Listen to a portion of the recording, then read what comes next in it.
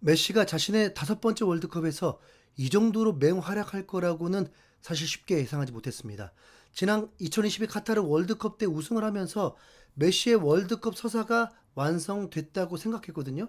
메시가 처음 월드컵에 출전했던 건 고작 18살 때였습니다. 2006 독일 월드컵이었죠. 세르비아전에서 교체로 들어가서 데뷔골을 넣었지만 당시 감독은 너무 어렸던 메시를 믿지 않았고 아르헨티나는 8강에서 무너졌습니다. 그리고 두 번째로 출전한 2010 남아공 월드컵. 이때는 전설적인 마라도나가 감독을 맡으면서 더욱 큰 기대가 집중됐는데요. 예상외로 이 월드컵에서 메시는 단 한 골도 못 넣고 독일에게 0대4로 완패하는 굴욕을 겪으면서 또다시 8강에서 탈락했습니다. 두 번 연속 독일에게 당한 겁니다. 2014 브라질 월드컵 때는 결승까지 올라서 우승 코앞까지 갔었습니다.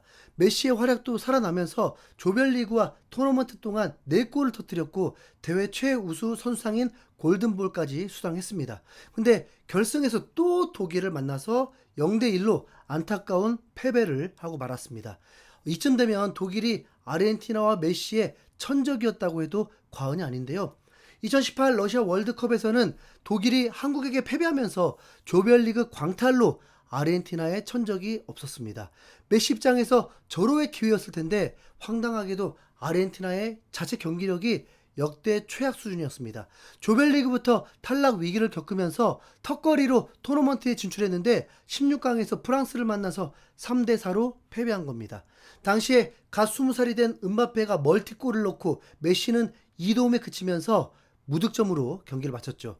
그리고 2022 카타르 월드컵은 메시가 직접 이번이 자신의 마지막 월드컵이라고 말한 5번째 월드컵이었습니다. 실제 거의 은퇴 경기처럼 아르헨티나 홈에서 A매치를 치르고 작별 인사까지 했습니다. 라스트 댄스라고 불리던 그 카타르 월드컵에서 메시는 진짜 주인공처럼 맹활약하면서 7득점, 3도움을 올렸는데요. 특히 결승에서 2골을 넣으면서 헤트트릭을 한 은바페와 명승부를 펼쳤고 승부차기 끝에 월드컵을 품에 안았습니다. 이로써 메시의 월드컵 서사는 완성이었어요. 그런데 놀랍게도 메시는 만 39살의 나이에 6번째로 월드컵에 나왔습니다. 그게 바로 이번 2026 북중미 월드컵인데요. 솔직히 이쯤 되면 메시 활약이 아니라 그냥 상징성을 기대하는 거라고 봐야 됩니다. 한국 나이로 하면 40살, 불혹이라고 하는 나이에 월드컵에서 주인공이 됐던 선수는 없거든요.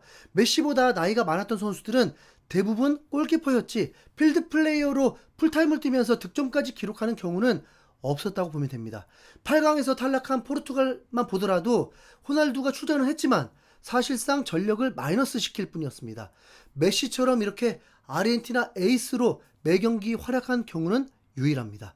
조별리그부터 월드컵 8강까지 홀로 8골을 넣으면서 월드컵 최다골, 최다승, 최다도움, 최다 출전, 최다 공격 포인트, 최다 MOM 등등 미친 기록을 세우고 있는 살아있는 전설 메시. 네. 심지어 지금 득점왕 1위를 달리고 있기도 한데요. 그 메시가 이제 4강에 도전합니다. 메시의 아르헨티나는 스위스와 붙는데 이 경기가 8강의 마지막 경기입니다. 그래서 4강 나머지 대진은 이미 다 완성됐습니다.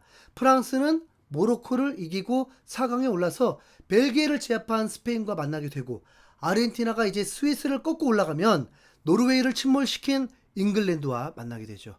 아무래도 아르헨티나와 스위스의 전력은 객관적으로 보면 아르헨티나가 우위이긴 합니다. 그런데 메시의 미친 활약과는 별개로 아르헨티나의 경기력에 의문부호가 있습니다. 아프리카의 무명팀이었던 카보베르데에게 3대2로 진땀승을 거둔 것에 이어서 16강 이집트전 때도 0대2로 끌려가다가 메시가 진심 모드로 뛰고 나서야 3대2로 겨우 역전을 했기 때문입니다. 16강까지 메시의 활동량 통계를 보면요. 경기 시간에 62.7% 동안을 그냥 걸어다니면서 체력을 아낀다고 하는데요. 아마 이 이집트전 때 아껴놓은 체력의 절반 이상을 썼을 겁니다. 그 정도로 열심히 뛰었던 메시가 있기에 아르헨티나가 역전승을 거둘 수 있었던 거죠. 반대로 말하면 메시의 활약 없이는 아르헨티나가 좀 약해 보인다는 말이기도 합니다. 대부분의 득점이 메시의 발에서 시작했지 다른 선수들은 기회를 날려버리거나 날카로운 모습을 잘 못 보여줬습니다. 반면 스위스는 슈퍼스타로 갈 수 있는 선수가 없다고 할 수 있는 수준입니다. 스위스는 어떤 에이스가 이끈다기보다 탄탄한 피지컬과 끈끈한 조직력으로 8강까지 올라왔다고 보면 됩니다. 1954년 자국에서 열린 스위스 월드컵 이후에 무려 72년 만에 진출한 8강이기에 아마 간절함으로 아마 간절함으로 치면 1, 2위는 될 겁니다. 메시라는 초특급 에이스를 보유한 아르헨티나, 간절함으로 똘똘 뭉친 조직력의 에이스. 과연 이 두 팀 중에 누가 4강에 올라갈지 많은 팬들의 시선이 쏠리고 있었습니다. 아르헨티나는 4-1-3-2 포메이션으로 에밀리아노 마르티네즈가 골문을 지켰고, 탈리아피쿠, 로메로, 마르티네즈, 몰리나의 포백, 그 앞에는 파레데스가 배치됐습니다. 이 선에는 엔소, 데폴, 메갈리스터가 나섰고, 전방 투톱이 메시와 알바레즈였죠. 스위스는 4-2-3-1 포메이션으로 맞섰는데 골키퍼 코벨이 골문을 지켰고, 로드리게스, 아칸치, 엘베디, 자카리아의 포백, 자카와 프로일러가 더블 볼란치로 나섰고, 은도리, 소우, 리더의 이선, 엠볼로 원톱을 출격시켰습니다. 뭐 이런 것만 보면 아르헨티나 선수들이 압도할 것 같은 경기였는데, 경기 시작 휘슬이 울리자 전혀 다른 모습으로 예상 외의 경기가 펼쳐졌습니다. 오히려 약체라고 봤던 스위스가 아르헨티나를 거세게 밀어붙인 겁니다. 7분 만에 슈팅 2개를 때리고 피지컬로 밀어붙이는 힘이 대단했습니다. 그런데 전반 10분에 나온 코너킥 한 방이 이 분위기를 확 바꿔버립니다. 역시 메시의 발이었습니다. 레전드 메시가 올린 코너킥을 메갈리스터가 멋진 헤딩슛으로 연결하면서 아르헨티나의 선제골이 터진 겁니다. 메갈리스터는 키가 176cm 밖에 안 되는데 어떻게 그 큰 스위스 선수들 틈으로 들어가서 절묘하게 헤더슛을 했는지 모르겠습니다. 이로써 메시는 1개의 어시스트를 추가하면서 월드컵 본선 통산 10번째 어시스트를 올리면서 역사상 최초의 20득점 10도움이라는 전무후무한 기록을 세우게 됐습니다. 선제골을 넣은 아르헨티나는 다시 조금 느긋한 자세로 바뀌었고, 스위스는 계속 열심히 압박을 하면서 점유율을 더 높게 가져가긴 했지만 별다른 효과를 보진 못했습니다.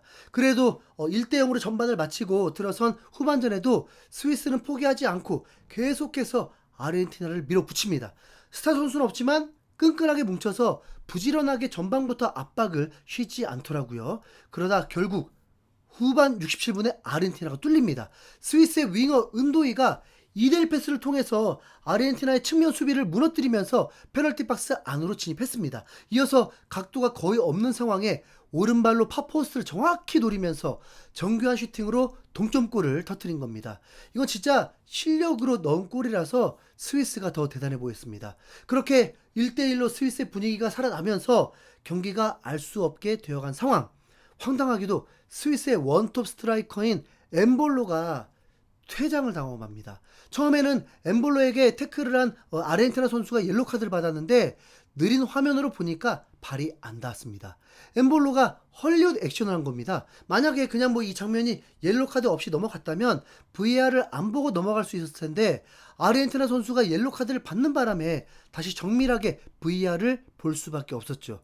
그 결과 엠볼로의 헐리우드 액션이 들켜버렸고 옐로카드를 받았는데 이게 두 번째였습니다. 전반에 이미 파울로 옐로카드 한 장이 있었기에 경고 누적으로 엠볼로가 퇴장을 당한 거죠. 잘 나가던 분위기에 찬물을 끼얹어 버립니다. 스위스는 한 명이 퇴장당한 상태로도 똘똘 뭉쳐서 제대로 버티게 들어갔습니다. 메시는 평점 1위였지만 시간 안에 득점을 못하면서 연장전을 치르게 되었습니다. 40살 선수가 또 연장전입니다. 자, 그런데 아르헨티나 감독 메시는 절대 안 뺍니다. 연장전을 치르고 올라가도 4일 만에 또 경기라면 쉬어줘야 할 텐데 4강보다 지금 이 순간이 더 중요하고 승리가 확정되지 않았기 때문에 메시를 의지해야 했습니다. 그 팀의 고아트를 무조건 믿고 보는 거 진짜 대한민국도 진짜 이래야만 했는데요. 자, 연장 후반 이제 이강인과 함께 뛰게 될 훌리안 알바레스가 페널티 박스 바깥에서 환상적인 중거리 슈팅으로 엄청난 원더골을 넣어버렸는데요. 연장 후반 시간에 라우타로 마르티네즈가 쐐기골까지 넣어버리면서 스위스 돌풍을 꺾고 3대1로 승리하면서 아르헨티나가 4강에 진출하게 됩니다. 자, 이렇게 이제 프랑스 대 스페인, 잉글랜드 대 아르헨티나의 4강이 완성됐습니다. 이런 경우는 처음인 것 같은데 FIFA 랭킹 1위부터 4위까지의 팀이 4강을 올라가는 정배 상황이 벌어졌습니다. 그리고 음바페, 케인, 메시, 벨링엄의 득점왕 경쟁. 네, 이 대결도 계속 이어지게 되었습니다. 이번 북중미 월드컵 정말 역대급으로 흥미롭습니다. 과연 잉글랜드가 메시를 잡아낼 수 있을까요? 잉글랜드 입장에서는 아르헨티나가 연장전을 또 치렀기 때문에 더 유리해진 것도 있습니다. 스위스에게 고마워해야겠죠? 네. 자, 다음 컨텐츠로 찾아오겠습니다. 이상 흰수염고래였습니다. 감사합니다.